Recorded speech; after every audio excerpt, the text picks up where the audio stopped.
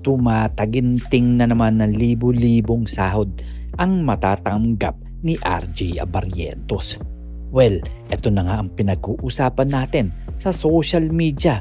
RJ Abarrientos, isa sa matagal ng gustong kunin ng Barangay Ginebra dahil bawat team sa PBA gustong-gusto ngang kunin to dahil isang legit na point guard to at malaki talaga ang maitutulong sa kanilang kupunan.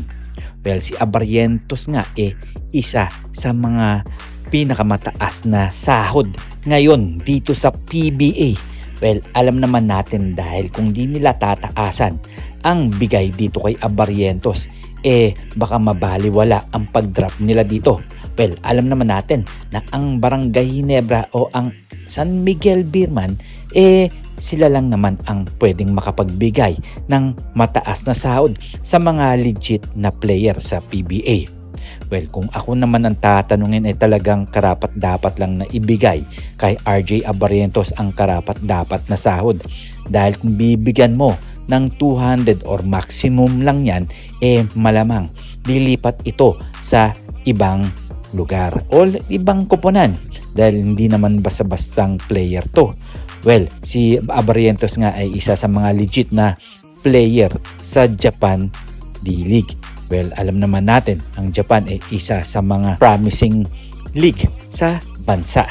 Well, dyan nga nagpupuntahan ang mga star player dito sa Pilipinas. Well, alam naman natin na malaki talaga maibibigay ng Japan team sa mga player dito sa Pilipinas.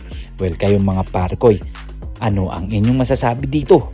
Ang San Miguel Beerman lang naman talaga ang mapagbigay ng malaking sahod dito kay RJ Abarrientos. At kung ako naman sa kanya, hindi na ako lilipat sa ibang kuponan. Well, ang pagkaalam ko nga, mga parkoy, etong si Abarrientos talagang binigyan na siya ng maximum deal dito sa PBA. Well, ang Barangay Ginebra nga, binigyan niya yata ng 3 years contract dito. Well, bihira lang yan mangyari sa PBA dahil alam naman natin na si Coach Tim Con talagang kakailangan ng serbisyo nito ni Abarrientos at talagang isa sa magbibigay ito sa mga triangle offense o isa sa mga magpapahirap pagdating sa loob. Well, kayo, ano ang inyong masasabi dito kay RJ Abarrientos? Karapat dapat ba siyang bigyan ng maximum o hindi? Siguro hanggang dito na lang tayo. At huwag natin kakalimutan na mag-subscribe, mag-comment, like, and share.